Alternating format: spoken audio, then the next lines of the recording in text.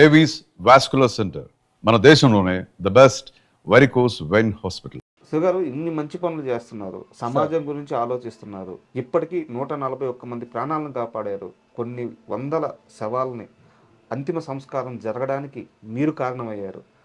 ఇన్ని మంచి పనులు చేస్తున్న మీకు బిగ్ బాస్లో ఆఫర్ వస్తే వెళ్తారా? అసలు బిగ్ బాస్ చూస్తారా మీరు? సార్ నేను నమ్మొచ్చు నమ్మబోచ్చు. నేను క్రికెట్గా చూడను సార్. క్రికెట్ చూడను. సినిమాలు చూస్తారు. సినిమాలు కూడా తక్కువ సార్. అప్పుడే ఉన్న సినిమాలకి ఇప్పుడున్న సినిమాలకి చాలా తేడా ఉంది. బిగ్ బాస్ చూస్తారా చూడరా? బిగ్ బాస్ అయితే సార్ నేను నమ్మను, నేను చూడను సార్. ఆఫర్ వస్తే వెళ్తారా? నేను వెళ్ళను సార్.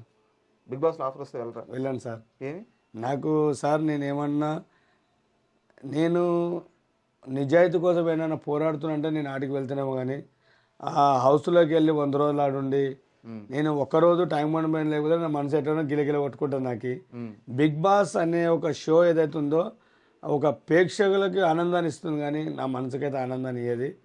దానికి నేను జీరోని. ఎవరైతే హీరోలు ఉన్నారో వాళ్ళు అటుకి వెళ్ళొచ్చు, ఆ టైంపాస్ వేదికలను చూడొచ్చు. ఎందుకంటే నేను బిగ్ బాస్ని వ్యతిరేకించట్లేదు.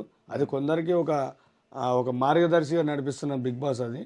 అది వాళ్ళ వరకు చూసే వాళ్ళకి ప్రతిరోజు ఉప్పుల గురించి కూరల గురించి కొట్లాడే సీరియల్ ఎట్లనో ఆ బిగ్ బాస్ షో కూడా అలాంటిదే.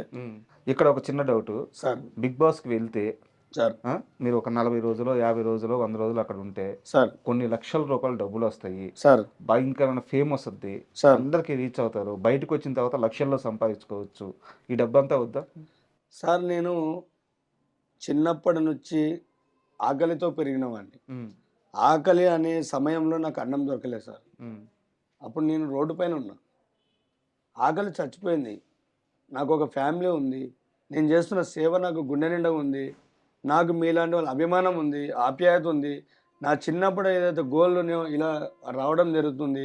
ఇంతకు మించిన డబ్బు ధనం ఇవి అన్నీ నాకు అవసరం లేదు సార్. ఆ ట్యాంక్ బండి మీద నా జీవితం అనేది నా ప్రయాణం. ట్యాంక్ బండి వద్ద కాపలా కాస్తూ ఉండాలి సార్. ప్రాణాలు నిలబెడుతూ ఉండాలి. ఇదే ధ్యేయం. దానికి వద్దు, డబ్బు వద్దు, పేరొద్దు, అది సార్. 10 మంది ప్రాణాలు కాపాడాలి. లేదు సార్, నాకు అసలు అవసరమే లేదు. ఈ డబ్బు అనే పదం అనేది నాకు నచ్చది.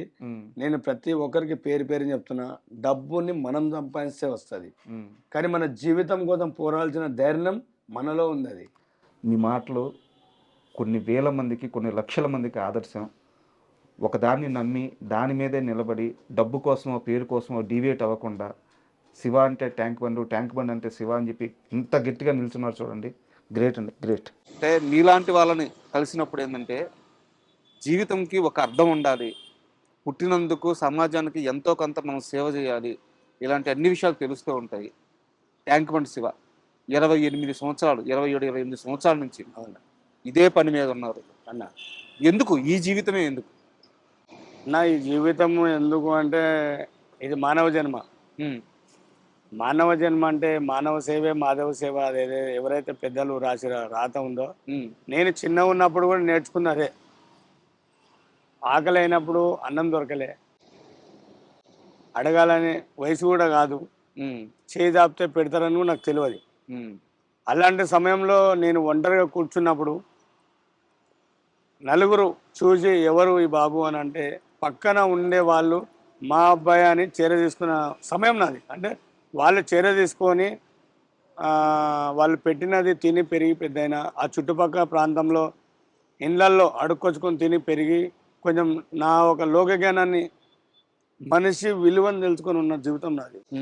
అలాంటి ఒక జన్మ ఇంకొక నలుగురికి సహాయం చేయాలనేది నేను తెలుసుకున్న చిన్నతనంలో. ఆ సాయం కోసమే నేను ఇంత దూరం రావడం జరిగింది. ఆ ప్రయాణంలోనే నడుస్తున్నాయి ఇప్పుడు కూడా. శివగారు మొత్తం ఈ 27-28 సంవత్సరాల్లో ఎంతమందిని కాపాడారు అన్న? నేను ఇది 27వ సంవత్సరం ఇప్పుడు నాకు. నేను ఇప్పుడు 141 మంది ప్రాణాలతో కాపాడా. అంటే వాటర్లో అతి వేగంగా చినికావేశంతో దూకినప్పుడు నేను ఆన్ ద స్పాట్లో ఉండి కాపాడిన వ్యక్తులను మాత్రమే 141. అది నాకు తెలియని సమయంలో, అంటే నేను లేని సమయంలో, అంటే వేరే చెరువుల పండు పోయినప్పుడు కావచ్చు, లేదంటే నేను కొన్ని సమయాల సందర్భం బయటకు పోయినప్పుడు ఒక హాఫ్ అన్ అవర్ అటు ఇటు వెనక ముందు అయిన వాళ్ళు కావచ్చు, లేదంటే నేను నిద్రించే సమయంలో తెల్లవారుజామున కావచ్చు, లేదంటే అర్ధమరాత్రుల పూట కావచ్చు, అంటే నా అందుబాటులో లేని అంటే దూరం అటు కొద్ది లాంగ్ దూరంలో ఉన్నప్పుడు వాళ్ళ కష్ట సుఖాలు చెప్పుకోలేక బాధలతో వచ్చి నిన్న నైట్ కూడా ఒక మనిషి చనిపోయింది అట్లనే. నేను లేను. సో ఈరోజు రావడం ఇప్పుడు 10 మంది తెలియాల్సిన సమయం వచ్చింది కానీ నేను ఇప్పుడు రావడం జరిగింది ఇందులోకి. నిన్న నేను ఇక్కడ ఉండింటే కూడా ఒక మనిషిని కాపాడుకుంటుంటే మా బాబు ఉన్నాడు, మా మిస్సెస్ ఉంది. అయినా కూడా ఒక 2-3 కోట్లకి అధిపతి, 2-3 కోట్లకు అధిపతి. అలాంటి వ్యక్తి కనుమరుగైపోయినది. నేను ఏదైతే ఉంటానో, ఏదైతే నేను నివసిస్తున్నానో అదే లొకేషన్లో అక్కడ పార్కింగ్లో వెహికల్ పెట్టి తనకు సంబంధించిన ఫోన్ దానిలో పెట్టి తనకు దగ్గర ఉన్న గోల్డ్ దానికి సంబంధించిన లెటర్ మొత్తం దాన్ని రాసి పెట్టి మళ్ళీ ఇంకా వేరే ఫోన్లో నేను ఇలా చనిపోతున్నా దానికి కారణం మా భార్యనే అని చెప్పి ఫుల్ డీటెయిల్స్ ఇద్దరు పిల్లలైనకి ఫుల్ అంటే చనిపోయిన తర్వాత బ్రతికుంటేనేమో తను ఓన్గా మాట్లాడుతుండే ఎందుకు దూకాల్సిన సమయం ఎందుకు అదే అని అడుగుతూ డిపార్ట్మెంట్కి సమాధానం చెప్పాల్సి వస్తుండే. ఒకవేళ నేను చనిపోయినా నా దగ్గర ఉన్న వస్తువులు కాబట్టి తనకి అంటే ఒక నిందితురాలుగా అతను ముద్రించుకొని తన మనసును మొత్తం గాయం తీసుకొని నేను ఉంటే ఎంత లేకుండా అంటే నేను నమ్మిన నా జీవితానికి అర్థం లేదని చెప్పి సూసైడ్ చేసుకున్నాను. రాత్రే జరిగింది. అవును, నిన్న మధ్యాహ్నము 3:30 ప్రాంతంలోకి వచ్చిండేటికి ఓకే 5 ఆ మధ్యలో సూసైడ్ అయిపోయింది. అయిపోయిన తర్వాత మా పిల్లలు ఇద్దరు, నా చిన్న బాబు మా అబ్బాయి ఆటలో ఉన్న ప్రవీణ్ కుమార్, వాళ్ళిద్దరు వెళ్ళి దూకి వెతికి అంటే అక్కడ ముళ్ళ కంచె పడ్డది. అప్పుడు మనకి ఇక్కడ కొన్ని వర్కులు నడిచినప్పుడు దానిపైన మా కుక్కలకు ఒక బోన్ లాగా ఒక జాలి ఉంటుంది, ముళ్ళ జాలి. ఆ ముళ్ళ జాలి వర్క్ సమయంలో ఏం చేశారంటే వాళ్ళు అంటే కావాలనే లేదు ఆన్ ద స్పాట్లో రేవంత్ రెడ్డి వస్తున్నాడు అని చెప్పేసి దానిపైన మొత్తం గలీజ్గా ఉందని చెప్పి దాన్ని ఆ జాలి దాన్ని వేయడంతో అతను దూకిన వ్యక్తి డైరెక్ట్ దానికి అక్కడ వెళ్ళిపోయాడు. మా పిల్లలు అక్కడికి వెళ్ళాలంటే అది తలుగుతుందని చెప్పి బ్యాకప్ అయిపోతారు వాళ్ళు. ఆ మూమెంట్లో నాకు ఫోన్ వచ్చేసి శివ గారు మీరు ఎక్కడ ఉన్నారని చెప్పి వాళ్ళ కుటుంబ సభ్యులు ఫోన్ చేశారు, ఇట్లా మా తెలిసిన మనిషి ఇట్లా సూసైడ్కి వచ్చిండు, మీడియాకు కూడా చాలా దగ్గర మనిషి అన్నట్టు చెప్పాను. మాకు బాధ అనిపించింది సార్ అది.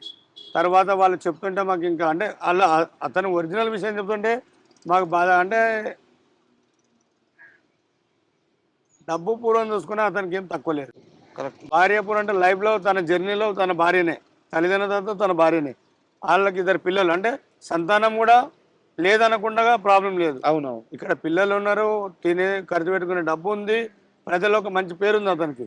అతను కేవలం తన భార్య గురించే నేను చనిపోతున్న ఐడెంటిటీ ప్రూఫ్ మొత్తం పెట్టుకొని అతన్ని కాపాడుకోలేకపోయినా కదని మా ఫీలింగ్. ఆ మూమెంట్లో మేము ఉండింటే ఈరోజు ట్యాంక్ అంటే ఇంత పెద్ద పెద్ద వాళ్ళు కాల్ చేశారు అంటే ఇదే దగ్గర నేను చేసే వరకు అర్థమైందంటే ఎప్పుడు ఈ ట్యాంక్ బండ్ మీద ఏం జరిగేది ఎవరికి తెలియదు. నేను 27 సంవత్సరాల నుంచి దీనిపైన ఒక కాటి కాపరిగా ఈ గంగమ్మ ఒడికి నేను ఒక గజ ఈతగాడిలా నా సేవ 10 మందికి అవసరం ఉంది, నేను ఉన్నన్నాళ్ళు చేయాలి. ఈ సేవకు నేను వెనకాడకుండా ఏది ఆశించకుండా చేస్తున్నా కాబట్టి నా అంతరాత్మ నాకు దాంతో మాట్లాడుకుంటా నేను ఈ 24/7 దీని మీద ఉంటా. కాబట్టి కేటీఆర్ గారు డబుల్ బెడ్రూమ్ ఇల్లు ఇచ్చినా కూడా నా పిల్లలు ఒకటే ఆడ ఉంటారు. నేను ఉన్నానన్న నా లైఫ్ ఏదో చేయాలని ఒక చిన్న తపన నాకు. ఇప్పుడు మేము వచ్చేలాకే కూడా మీరు ఈ ట్యాంక్ బండి పైన మాట్లాడుతూ అందరితో కలిసిపోయి మాట్లాడుతూ ఇక్కడే ఉన్నారు కదా, మీరు బయటకు కూడా ఎక్కడికి వెళ్ళట్లేదు సార్. ఇప్పుడు నిజం ఎవరికి చెప్పినా నమ్మరు, అబద్ధం చెప్తే ఎవరైనా నమ్ముతారు. ఆ నిజాలు తెలుసుకోవాల్సిన అవసరం ప్రజలకు ఎంతో అవసరం ఉంది. ఈ ట్యాంక్ బండ్కు నాకు ఏదో అనుబంధం ఉంది అంటే గత జన్మలోనే అనుబంధం ఉంది కాబట్టి ఒక శివం అనే నా లైఫ్ని ఇక్కడ నేను నడిపేస్తున్నా. అంటే నేను ఏది ఆశించకుండా బ్రతుకుతున్నా. నా జీవిత కథ మొత్తం ఏంటంటే సార్, లైఫ్ నీకే ఆపద రావచ్చు, నాకు రావచ్చు, నేను ఇవి తట్టుకుంటున్నా. అండ్ శివగారు, ఇప్పుడు ట్యాంక్ బండ్ అంటే ఆషామాషి కాదు, చాలా లోతుంటుంది. లోపలంతా ఎక్కడెక్కడ వచ్చే డ్రైనేజ్ అంతా లోపలే ఉంటుంది అన్నమాట. ఇక్కడ లోపలికి వెళ్ళినప్పుడు ఎలా ఉంటుంది పరిస్థితి సార్? మినిమం ఒక 10 అడుగుల వరకు మామూలుగా నీళ్ళు ఉంటుంది సార్. ఎండాకాలంలో ఎర్రగా ఉంటాయి. ఎండాకాలంలోనే ఆ 10 ఫీట్లు దాటిన తర్వాత ఒక లైట్ బ్లాక్ వాటర్ వస్తుంది. ఓకే. ఆ బ్లాక్ వాటర్ మొత్తం ఒక 10 అడుగుల లోతు దాటిన తర్వాత